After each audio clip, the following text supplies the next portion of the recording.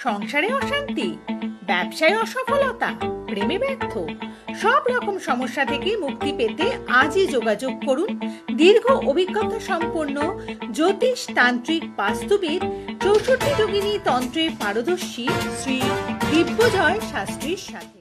নমস্কার।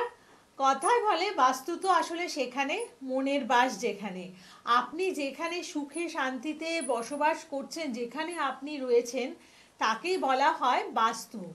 এই বাস্তুর ভূমিকা আপনার জীবনে কতটা থাকতে পারে, আপনার জীবনের সফলতার ক্ষেত্রে, আপনার সুস্থ থাকার ক্ষেত্রে, আপনার সাংসারিক জীবনের ক্ষেত্রে বাস্তুর কতটা ভূমিকা রয়েছে, সেই নিয়ে আজকের পর্বে আমরা বিশেষ আলোচনা করব। এবং এই আলোচনার যে মূল বিষয় নিয়ে যিনি আপনাদের সামনে বক্তব্য রাখবেন, তিনি কিন্তু দীর্ঘ অভিজ্ঞতা সম্পন্ন, মানে অনেক বছর ধরে জ্যোতিষ ও তন্ত্র জগতের সাথে তিনি যুক্ত রয়েছেন। 64 যোগিনী তন্ত্র ক্রিয়াতে পারদর্শী জ্যোতিষ তান্ত্রিক এবং বাস্তুবিদ শ্রী দিব্যজয় শাস্ত্রী। স্বাগত জানাই, নমস্কার। ওম ত্র্যম্বকং যজামহে সুগন্ধিং পুষ্টিবর্ধনম উর্বারুকমিব বন্ধনান মৃত্যুর্মুক্ষীয়মৃতাৎ। ওং হুং জুং সা মহামৃত্যুঞ্জয় শিবায় পাদুকায় নমঃ। জয় মা তারা, জয় গুরু বামদেব, নমস্কার। আসলে এখনো কিন্তু আমরা অনেক ব্যাপারে অবগত নয়, মানে আমরা অজ্ঞ রয়েছি। যেমন আমাদের আয় উন্নতির ক্ষেত্রে একটা বাস্তুর কি ভূমিকা থাকতে পারে, একটা সংসারের শান্তির ক্ষেত্রে বাস্তুর কি ভূমিকা থাকতে পারে আমরা অনেকেই জানি না। এবং এই যে সংসারের অশান্তির ক্ষেত্রে দেখা যায় যে অনেক কিছু চেষ্টা করছে যাতে সংসারটা একটা শান্তিপূর্ণভাবে থাকে, সংসারের যেন আয় উন্নতি বাড়ে, কিন্তু বারে বারে বিঘ্নিত হচ্ছে। তো বাস্তুর ভূমিকা এখানে কতটা? দেখো, বাস্তু একটা প্রচন্ড ইম্পর্টেন্ট একটা সাবজেক্ট। এই বাস্তু থেকেই কিন্তু আমাদের এই জীবন শুরু, বাস্তুতেই কিন্তু আমাদের সব কিছু হয়। আমরা যখন বাইরে থাকি, যে রকম কাজেই যে কর্মে থাকুক না কেন, সে কিন্তু দিনের শেষে আবার বাস্তুতেই ফিরে যাচ্ছে। এইবার যখন সে ফিরে যাচ্ছে, সে যে টেনশনের মধ্যে আছে সেটা কিন্তু সে বাস্তুতে নিয়েই যাচ্ছে। সে যে উদ্বিগ্নতার মধ্যে আছে সেই উদ্বিগ্নতাও কিন্তু সে বাস্তুতে নিয়ে যাচ্ছে। সেই বাস্তুতে কিন্তু নানান, যদি ধরো 3-4 জন ভাই বা বোন আছে, যে যেরকম কর্মে যাচ্ছে, সে কিন্তু আবার ফিরে সেই বাস্তুতেই আসছে। সেই বাস্তুতে কিন্তু নানান রকম টেনশন ঝামেলা, সে যে ঝামেলাই আজকের দিনে তার জীবনে হয়ে থাকুক, সে কিন্তু সেটা নিয়ে বাস্তুতে ফিরে আসছে। কাজেই বাস্তু এমনই একটা জায়গা যেখানে কিন্তু সর্বশক্তির কিন্তু সমাগম হচ্ছে। এই বাস্তুতে দাঁড়িয়ে তোমাকে কিন্তু দেখে নিতে হবে যে এই বাস্তুর জন্যেই কি তোমাদের জীবনে উন্নতি হচ্ছে না, তোমাদের জীবনে নানান রকম বাধা আসছে, তোমাদের সাংসারিক শান্তি বিঘ্নিত হচ্ছে, সংসারে অভাব অনটন হচ্ছে, সংসারের ঝামেলা, সকাল থেকে রাত অবধি তোমাদের বাড়িতে কি চিৎকার চেঁচামেচি ঝামেলা হয়, তোমাদের বাড়ির চিৎকারের জন্য কি কাকচিল বসতে পারে না, বা পাড়া প্রতিবেশীরা কি প্রচণ্ডভাবে তোমাদের এই চিৎকার চেঁচামেচিতে অতিষ্ঠ হয়ে যাচ্ছে। এই জিনিসগুলো কিন্তু তোমাদের দেখতে হবে। বাস্তু যখনই আমরা বিচার করি, বাস্তু পুরুষকে আমরা মাথায় রেখে বিচার করি। এই বাস্তু পুরুষ, তার মাথাটা আছে পূর্ব এবং যে দক্ষিণ, এই পূর্ব এবং যে উত্তর কোণ, যেটা আমাদের ঈশান কোণ বলি, সেই ঈশান কোণে কিন্তু সেই বাস্তু পুরুষের মাথার দিকটা আছে, সে কিন্তু উপর হয়ে সেই মাথাটা কিন্তু রয়েছে সেই বাস্তু পুরুষ। আর সেই বাস্তু পুরুষের নিচের দিকটা কিন্তু আমাদের নৈঋত্য কোণ বা সাউথ ওয়েস্ট দিকটা, সেই দিকটা কিন্তু বাস্তু পুরুষের নিচের পাটটা রয়েছে। এইবার তোমার সংসারে যদি ঝামেলা, ঝুট ঝামেলা, অশান্তি লেগে থাকে, তাহলে কিন্তু তোমাদের কিছু কিছু জিনিস কিন্তু দেখতে হবে। দেখবে তোমাদের যে বাড়ির যে সিঁড়িটা দিয়ে তোমরা দোতলা 3তলা ছাদে যাও, সেই সিঁড়িটা তোমাদের এই দক্ষিণ পূর্ব কোণে নেই তো, সেই সিঁড়িটা তোমাদের পূর্ব দিকে বা উত্তর দিকের মাঝখানে ঈশান কোণে নেই তো, সেই সিঁড়ি যদি এই সব দিকে থাকে, তাহলে এই সিঁড়ি দিয়ে যে আমরা উন্নতির পথে এগিয়ে যাই, সেটা কিন্তু তোমরা যেতে পারবে না। তোমরা কিন্তু সিঁড়ি দিয়ে আবার উন্নতি থেকে অবনতির পথে নেমে যাবে। কাজে এই বাস্তুর এই যে সংক্রান্ত যে ঝামেলা, এইটা কিন্তু তোমাদের মাথায় রাখতে হবে। এই বাস্তু তোমাদের সিঁড়িটা কোন দিকে আছে, প্রথম কথা। দ্বিতীয় কথা, দেখা যাচ্ছে তুমি অগ্নিকোণে বা দক্ষিণ পূর্ব কোণে তোমাদের একটা বড় চৌবাচ্চা রয়েছে, সেই চৌবাচ্চা থাকার দরুন তোমাদের এই বাস্তুতে নানান রকম প্রবলেম কিন্তু দেখা দেবে। বা ধরো ওইদিকে তোমরা তোমাদের সেপটিক ট্যাঙ্ক করেছো, বা দক্ষিণ পূর্ব দিকে তোমাদের কোনো জলাশয় রয়েছে, সেই ক্ষেত্রে কিন্তু দেখা যাচ্ছে সেই বাস্তুতে কিন্তু প্রচণ্ডভাবে ঝামেলা, প্রচণ্ডভাবে অশান্তি, প্রচণ্ডভাবে ঝুট ঝামেলা, মার কাট লেগে আছে। সেই মহিলারা, সেই বাস্তুর যে মহিলারা, তারা কিন্তু সারাদিন চেল্লামেল্লি করছে, নিজেদের মধ্যে ঝুট ঝামেলা করছে, আর স্বামীর সাথেও কিন্তু সবসময় ঝগড়া করছে। তাদের নামই হয়তো পাড়ায় তারা ঝগড়ুটি হিসেবে পরিচিত হয়েছে। কাজে এই বাস্তুর ওপরে কিন্তু তোমাদের অনেক কিছু নির্ভর করছে। আর এই বাস্তুর জন্যে আমরা বাস্তু জাগ করি, সেই ব্যাপারটাও আজকে বলবো। তবে একটা কথা জেনে রাখো, আমাদের এই বাস্তু হচ্ছে আমাদের জীবনের একটা মেন জায়গা, যেখান থেকে আমাদের জীবন শুরু হয়। এবং তাই বাস্তুর ক্ষেত্রে মানে বাস্তুর দিকটা আমাদের অবশ্যই ভীষণভাবে নজর দিতে হবে, সচেতন থাকতে হবে। এবং দেখুন, যদি আপনার বাস্তুসম্মত কিছু থেকে মানে বাস্তুসম্মত নয় এমন কিছু জিনিস হয়তো আপনার বাড়িতে রয়েছে, আপনার চারিপাশে রয়েছে, সেক্ষেত্রে আপনি ভাবছেন যদি কোনো পুকুর থাকে তাহলে আমি কি করব, তাহলে কি আমি পুকুরটাকে বুঝিয়ে দেব? না, সেটা আপনার পক্ষে কখনোই সম্ভব নয়। বা কোথাও দরজা আছে যেটা হয়তো ওখানে না থাকলে ভালো হতো, তো দরজা আপনাকে ভেঙে ফেলতে হবে না।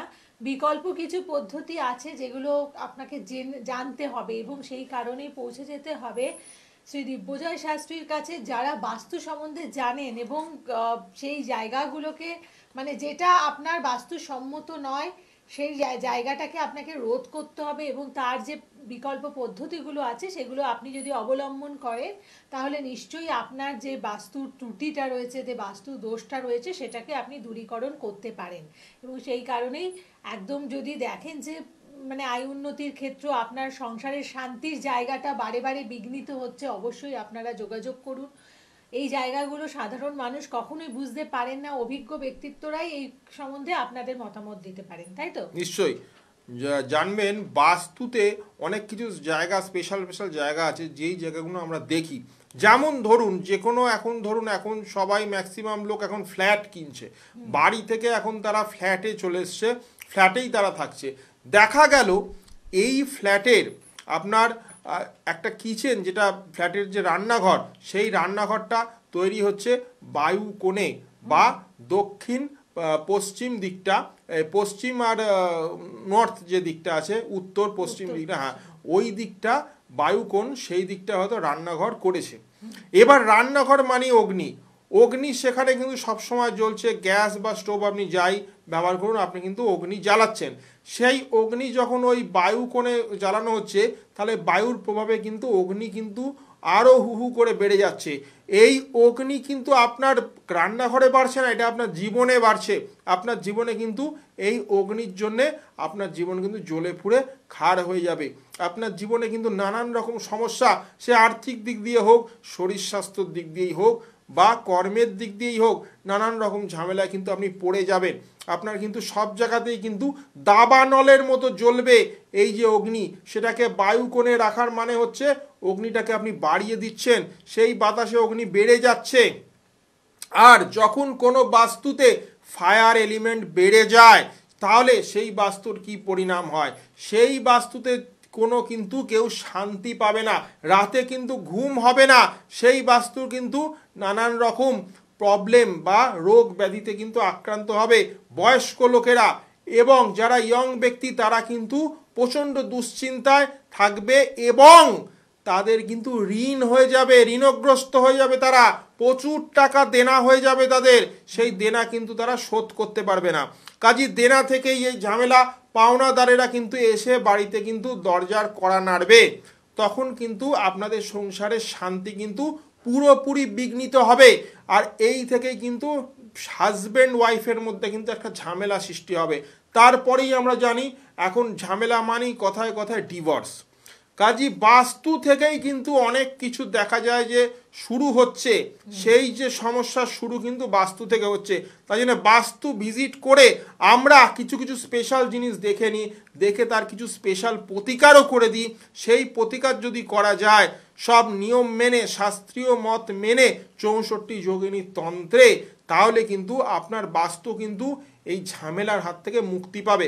কারণ সবসময় কিন্তু বাস্তুর যে ভেতরে যে প্ল্যান, ধরুন রান্নাঘরটা আপনার বায়ুকোণে আছে, সেটাকে কিন্তু চেঞ্জ করে আপনি কিন্তু রান্নাঘরটা অগ্নিকোণে আনতে পারবেন না, কারণ সেরকম একটা প্রভিশন ওই ফ্ল্যাটে বা এর মধ্যে করা নেই, তার কিন্তু পারমিশনও আপনি পাবেন না, সেটা কিন্তু করাও যাবে না। কাজী সবসময় যে ভেঙে তৈরি করতে হবে সেটা না, না ভেঙেও কিন্তু বাস্তুর অনেক প্রতিকার করা যায়।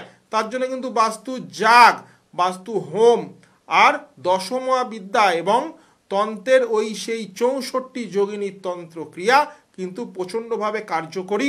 এটা যদি করা যায় তাহলে কিন্তু আপনার বাস্তুর এই যে প্রবলেম, যে সমস্যা থেকে কিন্তু 100% নির্মূল হয়ে যাবেন। একদম। এবং তাই আপনাদেরকে যোগাযোগ করতে হবে যারা বাস্তু ভিজিট করাতে চাইছেন, বা বাস্তুর ক্ষেত্রে আপনি হয়তো ভাবছেন যে আমার এটার কারণে আমার বাস্তু দায়ী থাকতে পারে, কিন্তু আপনি সেভাবে কোনো উদ্যোগ নিচ্ছেন না। আপনি এসে যোগাযোগ করুন, যত তাড়াতাড়ি এই সমস্ত ক্ষেত্রে আপনারা যোগাযোগ করবেন আপনার প্রবলেম কিন্তু তত তাড়াতাড়ি আপনার জীবন থেকে সরে যাবে, আপনি ভালো থাকতে পারেন। এবং বাস্তুর ক্ষেত্রে আমরা অনেক রকম সমস্যার সম্মুখীন হই। একটা কথা, মানে একটা প্রশ্ন আসছে, সেটা হচ্ছে এমন দেখা যায় যে বাস্তুতে পড়ে গেল, মানে বলে না যে সারা পৃথিবী ঘুরে আসলাম সেখানে কিছু হলো না, নিজের ঘরের মধ্যে পড়েই আমার পা ভেঙে গেল, বা মানে বাথরুমে পড়ে মৃত্যু হচ্ছে, এটা তো হামেশাই দেখা যাচ্ছে। তো এরকম যদি থাকে, মানে এই ব্যাপারগুলো আপনারা কোথা থেকে বোঝেন? বাস্তু ভিজিট করে না বাস্তু ভিজিট করে বুঝি, হরোস্কোপ দেখে? দুটো ভাবেই বোঝা যায়। গৃহকর্তার হরোস্কোপ যার নামে বাস্তুটা আছে সেইটা যদি ভালো করে অ্যানালাইজ করা যায়, সেটা থেকেও যেমন বোঝা যায়, তেমনি বাস্তু ভিজিট করেও বোঝা যায়। আবার বাস্তুর মাটি বা ধুলো যদি কেউ এনে আমাদের কাছে দেয়, সেখান থেকেও কিন্তু আমরা বাস্তুর ওপর অশুভ প্রভাব আছে কিনা সেটা কিন্তু আমরা বুঝি। অনেক সময় বাস্তুর উপর কিছু অপদেবতার প্রভাব থাকে, কিছু ক্ষতি করে দেওয়া থাকে, সেই জায়গাগুলো কিন্তু আবার ঠিক করে নিতে হয়। বাস্তু কিন্তু বেঁধে দিতে হয়।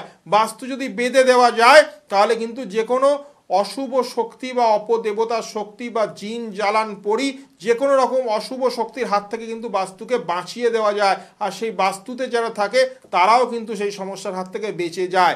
কাজী সামনের এই বকুল অমাবস্যায় 30শে ডিসেম্বর সোমবার যুক্ত অমাবস্যায় তারাপীঠ মহাশ্মশানে আমি হোমযজ্ঞ করছি। 64 যোগিনী ক্রিয়ার মাধ্যমে কিন্তু আমি যে কোনো রকম সমস্যার সমাধান করব, যেমন বিদ্যায় বাধা, যেমনি কর্মে প্রবলেম বা বাধা, যেমনি ব্যবসায় বাধা, যেমনি বিবাহ বহির্ভূত সম্পর্ক, বশীকরণ, উচাটন, স্তম্ভন বা শাশুড়ি বৌমার ঝামেলা, বা যে কোনো তোমার বাস্তুর সমস্যা, যে সমস্যাই হোক তার কিন্তু সমাধান ওই 30শে ডিসেম্বর আমি কিন্তু 64 যোগিনী তন্ত্রে কিন্তু তারাপীঠ মহাশ্মশানে বসে করব। তোমাদের যদি প্রয়োজন মনে হয়, তোমরা যদি এই ধরনের সম্পর্কে এই জড়িয়ে যাও, আর তোমাদের যদি বাস্তুর এরকম প্রবলেম হয় বা নানান রকম সমস্যা যদি তোমাদের জীবনে থাকে, যেটা তোমরা অনেক জায়গায় গিয়ে ফল পাওনি, তোমাদের দেওয়ালে যদি পিঠ থেকে যায়, তোমাদের যদি তন্ত্রের ওপর থেকে বিশ্বাস উঠে যায়, তাহলে আমি বলবো একটি বার এই 64 যোগিনীর তন্ত্র তোমরা করে দেখো। এই 64 যোগিনীর তন্ত্র যদি তোমাদের জীবনে আমরা করে দিয়ে আমরা অ্যাপ্লাই করে দিতে পারি, তাহলে কিন্তু তোমাদের যত বড়ই সমস্যা থাকুক সেখান থেকে কিন্তু তোমরা মুক্তি পাবেই। কারণ আমার কাছে শুধু একবারই আসতে হয়, বারবার আসতে হয় না।